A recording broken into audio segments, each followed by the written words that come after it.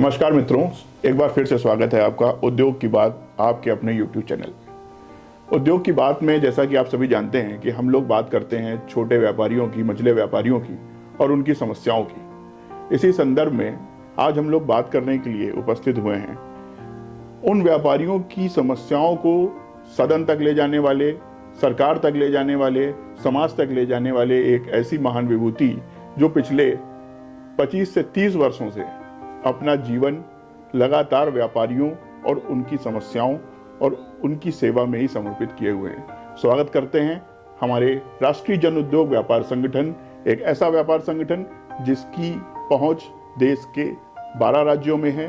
12 राज्यों में शाखाओं को संचालित करने वाला राष्ट्रीय जन उद्योग व्यापार संगठन के राष्ट्रीय अध्यक्ष माननीय श्री अमित गुप्ता जी का। अमित भैया, बहुत बहुत स्वागत है आपका। बहुत बहुत धन्यवाद आपका। अमित भैया, व्यापार संगठन तो बहुत से होते हैं। राष्ट्रीय जन उद्योग व्यापार संगठन के बारे में आज आपसे चर्चा करने के लिए हम यहाँ उपस्थित हुए हैं और इस संगठन से भी पहले हम अपने दर्शकों को आपके बारे में बताना चाहेंगे कि आपने अपना जीवन व्यापार संगठन और समाज सेवा में भी व्यापारियों के हित की सेवा के लिए इस मार्ग को क्यों चुना? जब मैं छोटा था तो उस समय जब व्यापार होता था तब उस क्षेत्र में, मैं जिस क्षेत्र से आता हूं, बुंदेलखंड का बहुत पिछड़ा हुआ क्षेत्र है जी।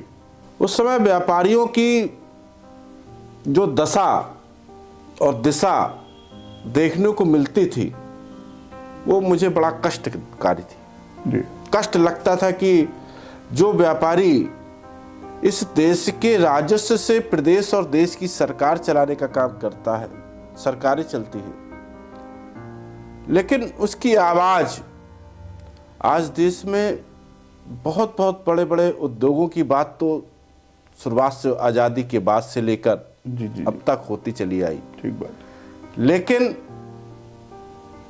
आज़ादी के 75 वर्ष बीतने के बावजूद छोटे व्यापारी जहां से हम आते हैं वहां पर जिस तरह से दमन छोटे छोटे व्यापारियों का होता था, तो ये लगता था कि नहीं, इसकी आवाज़ ये छोटे से शहर से उठकर ये आज यहाँ पर समस्या दिख रही है, वो निश्चित रूप से आसपास के क्षेत्र में भी यही देखने को मिला। उससे मन में एक भाव आया कि व्यापार तो जीवन में सब लोग करते हैं, लेकिन व्यापार के साथ साथ इस देश के व्यापारियों के लिए भी आवाज़ को उठना चाहिए।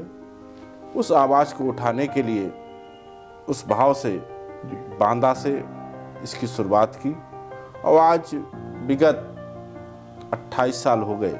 क्या बात है। और उस 28 साल में इस श्रृंखला जो बांदा से चली, पूरे बुंदेलखंड से होती हुई प्रदेश और प्रदेश के बाद आज 12 राज्यों में जी इसको जोड़ने का काम किया गया। निश्चित रूप से छोटे छोटे व्यापारियों की आवाज़ को उठाने का राष्ट्रीय जन उद्योग व्यापार संगठन के माध्यम से जी कार्य किया जाए। तो अमित भैया, आप लगे हुए हैं, आपकी टीम लगी हुई है, व्यापार से जुड़े हुए जो लोग आपके संपर्क में आते हैं उनकी सभी समस्याओं को आप स्वयं से सुलझाने का काम करते हैं, प्रशासन तक लेके जाते हैं या किसी भी तरीके से करते हैं। पर यह जो राष्ट्रीय जन उद्योग व्यापार संगठन है, इसका प्रादुर्भाव कहाँ से हुआ और क्या पहले दिन से ही व्यापार संगठन बनाना चाह रहे थे या समाज में अन्य संगठनों में कार्य करके आपको ऐसा प्रतीत हुआ कि नहीं, कुछ अलग करना चाहिए, कुछ सेवा भाव के लिए कुछ ऐसे लोगों से मिलना चाहिए जो सब कुछ छोड़ के व्यापारियों के लिए लगे? ऐसा क्या मन में आया कि राष्ट्रीय जन उद्योग व्यापार संगठन, और कब स्टार्ट हुआ ये राष्ट्रीय जन उद्योग व्यापार संगठन? पहले हम जब निकले तो लोगों से मिलना हुआ, कई संगठनों में कार्य करना हुआ, लेकिन उनकी उद्देश्यों की जो पूर्ति है जी, होता क्या था, व्यापारियों के लिए काम करने वाले संगठन तो बहुत हैं जी, लेकिन काम करने के बावजूद होता क्या था कि जो उसके नेतृत्व है, जो राजनीतिक, जो उसके संगठन के नेतृत्व करता है जी, वो नेतृत्व कहीं ना कहीं राजनीतिक प्रतिबद्धता से जुड़ जाता है। तो वो शक्ति और ताकत का ह्रास हुआ है व्यापारियों का। जी, जी, जी, तो जिसके कारण से मुझे लगा कि नहीं, एक व्यापारियों की आवाज़ पूरे देश में बनने की आवश्यकता है।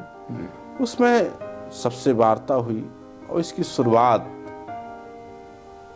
हमने दिल्ली से 2014 में जी, मई 23 मई को इसकी शुरुआत की गई और उसकी शुरुआत का ही, उस शुरुआत से ही इस आवाज़ को मुखरित करने के लिए, व्यापारियों की बात रखने के लिए आज दिल्ली से जो शंखनाद हुआ वो उत्तर प्रदेश, क्योंकि उत्तर प्रदेश तो मूल था ही, जी, उत्तर प्रदेश के साथ साथ हरियाणा, पंजाब, हिमाचल, राजस्थान, मध्य प्रदेश जैसे हिंदी भाषी राज्यों में जी, पहुंचने का कार्य किया गया। और आज इस देश के रिटेल सेक्टर, कह सकते हैं रिटेल सेक्टर या होलसेलर, जो छोटा छोटा व्यापारी है, वो लाखों की संख्या में राष्ट्रीय जन उद्योग व्यापार संगठन से जुड़ा है। जी, और आज उसी श्रृंखला का परिणाम है कि राष्ट्रीय जन संगठन की आवाज़ चाहे किसी भी प्रदेश की सरकार हो, उस आवाज़ को सुनने का कार्य करती है और उसके समाधान करने का काम। ये तो समाज में जिसने भी व्यापार को जाना है वो तो जानता ही है कि व्यापार संगठनों में राष्ट्रीय जन उद्योग व्यापार संगठन का एक अपना अलग ही स्थान है। जैसा हमेशा कहा जाता था कि किसी भी राजनीतिक पार्टी के लिए व्यापारी सिर्फ चंदा उगाही के एक साधन मात्र हैं, और वही बात आपने भी कही कि कहीं ना कहीं व्यापारी की अपनी समस्याएं एक तरफ रह जाती हैं, लेकिन संगठनों के जो नेता होते हैं वो किसी न किसी राष्ट्रीय पार्टी में जा करके उसमें शरण ले लेते हैं, और जिसके कारण व्यापारियों की समस्याएं वहीं की वहीं रह जाती हैं। पर ये सच्चाई यही है, और अपने दर्शकों को भी बताना चाहेंगे कि राष्ट्रीय जन उद्योग व्यापार संगठन एक ऐसा संगठन है जो समाज में अंतिम पायदान से आने वाले छोटे से छोटे व्यापारी के हित के विषय में चिंतित रहता है और उसकी हर समस्या को ऊपर तक ले जाने का कार्य, उसको सुलझाने का कार्य तन मन धन से करता है।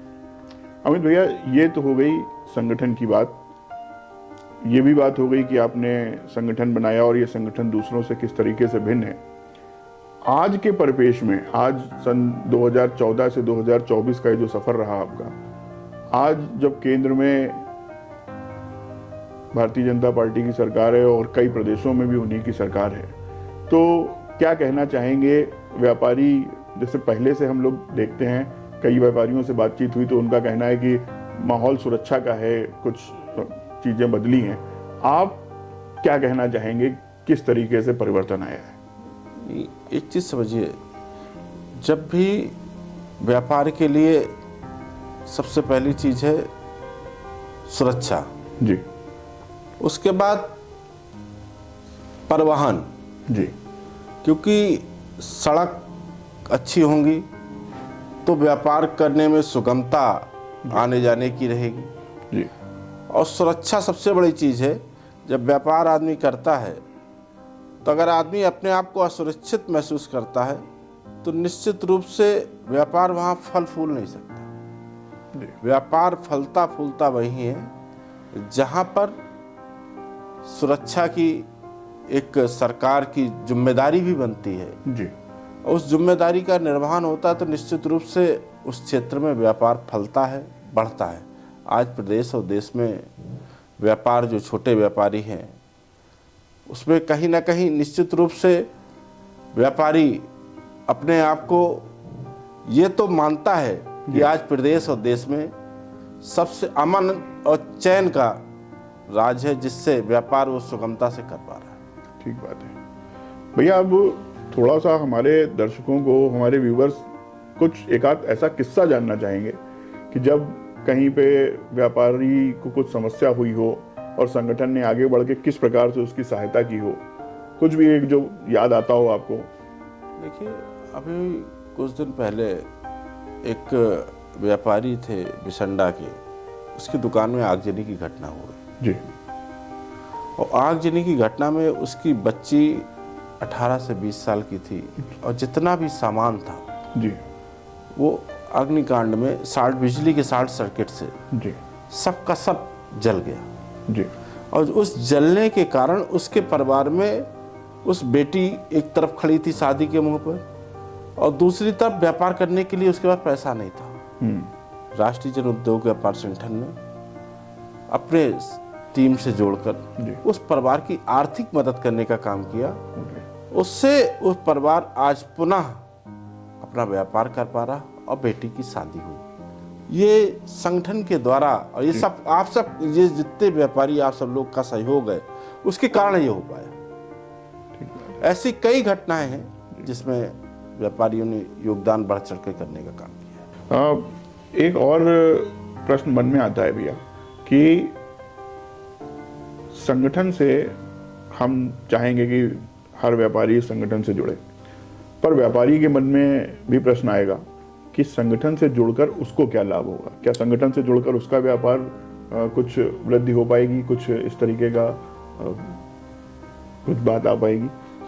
व्यापार देखिए एक चीज समझिए, व्यापार संगठन का उद्देश्य यही होना चाहिए जी कि हम एक दूसरे के व्यापार को प्रमोट करें। ठीक बात है।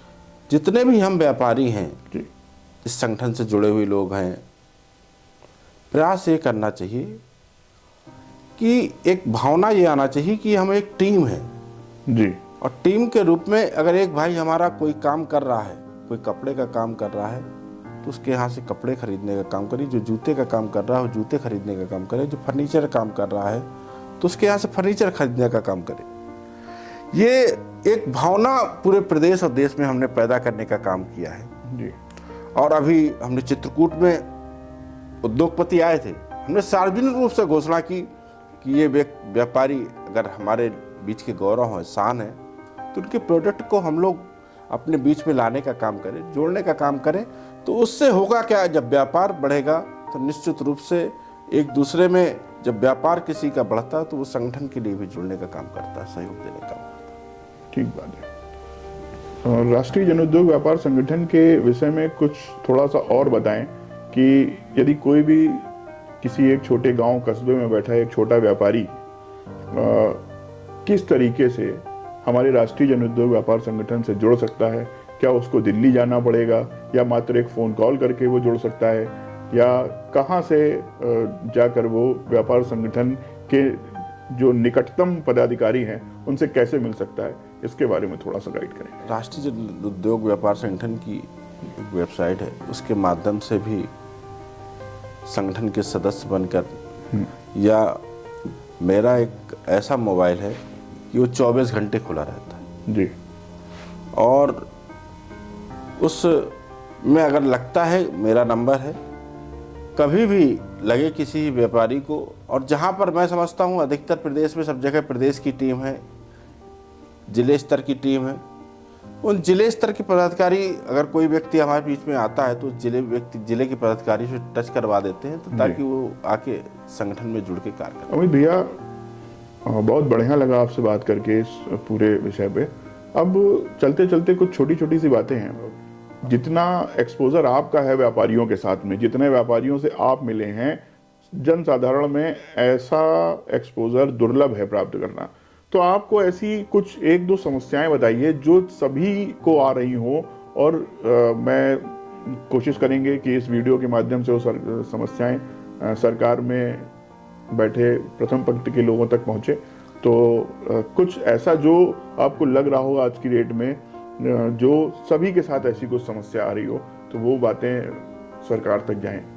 देखिए, एक तो जीएसटी का सरलीकरण होना चाहिए जी, क्योंकि जीएसटी ने हर व्यापारी को, जो छोटा व्यापारी है, उसके ऊपर एक अनावश्यक रूप से एक खर्चा बढ़ाने का कार्य किया। ओके। जीएसटी का सरलीकरण इस तरह हो कि व्यापारी अपना ट्रेड करे और खुद को ही उसका फार्म भरने की ऐसी सुविधा हो जी, ऐसी सुविधा हो मिले कि ताकि उसका व्यापार संचालित हो जाए, वकीलों के चक्कर ना लगाने पड़े, अपना फॉर्म खुद से भर के आप चाहते हैं कि टैक्स स्वयं से वो फिल करे और उसकी सरलता हो। जी, जीएसटी के स्लैब भी कम होना चाहिए। होता क्या है कि अब ट्रेड, मान लीजिए होटल है, जी। 1000 से कम है तो 5% है, वही 1000 से अगर 1100 हो जाता है तो 18% है। ठीक बात है। रेस्टोरेंट में है तो जैसा रेस्टोरेंट वैसा टैक्स, जी। जबकि एक ट्रेड एक टैक्स का प्रावधान सरकार को करना चाहिए। भारत सरकार ने कहा भी है, ये वन नेशन वन टैक्स की बात कही है, ठीक तो बात है, निश्चित ठीक रूप बात से है। उस पर सरकार को इस नहीं, पर हम लोग ध्यान- कई मुद्दों पे देखते हैं, कई चीजें ऐसी देखते हैं जिसमें 18% टैक्स वाकई में एक साधारण व्यक्ति जो परचेजिंग करने आया है और अगर 1 लाख रुपए का फर्नीचर ही खरीद रहा है, तो फर्नीचर में जब 1 लाख रुपए का फर्नीचर खरीदता है और 18% टैक्स हो जाता है तो 18,000 रुपए एक किसी भी साधारण फर्नीचर की कॉस्ट हो जाती है। कास्ट हो जाए। तो एक ऐसा पिता जो अपनी बेटी की शादी के लिए फर्नीचर खरीदने आया है, वो जब 1 लाख रुपए का फर्नीचर खरीदने के बाद 18% टैक्स देता है, तो ये एक बड़ी बिल्कुल सर्वसम्मत बात है कि इस तरीके का जो टैक्स का स्लॉट है, इस पर एक बार चिंतन करना चाहिए सरकार को। और भैया, अंत में मैं चाहूँगा कि आप हमारे सभी व्यापारी भाइयों को एक क्या संदेश देंगे, कुछ एक बात कहें। आज तकनीक का युग है। आज हम सबको जिस तरह से ये बात सही है कि ऑनलाइन व्यापार छोटे व्यापार को खाता चला जा रहा है, जी। लेकिन आज के युग में हमको कहीं ना कहीं प्रतिस्पर्धा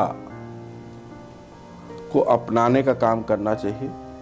और निश्चित रूप से जब प्रतिस्पर्धा आपके मन में होगी, जैसे पहले होता क्या था, कंपटीशन आपके दुकान से था, बगल के आसपास की दुकानों से था, लेकिन आज प्रतिस्पर्धा आपकी मल्टीनेशनल कंपनियों से है। ठीक बात है। और उन कंपनियों से है जो अपनी चीज को सस्ते में देने का काम कर रहे हैं। तो हम उससे कैसे लड़ पाएंगे?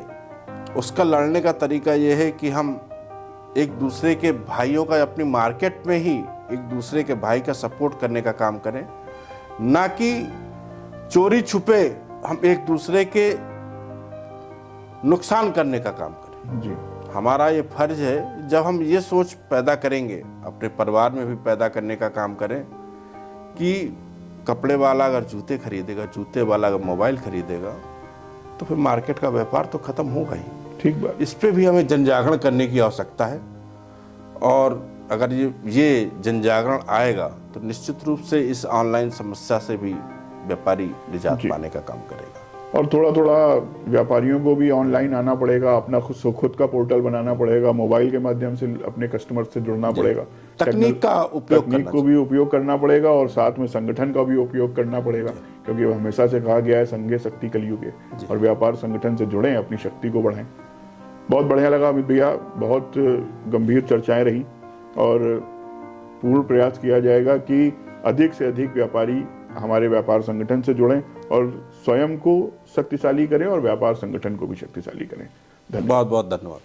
नमस्कार।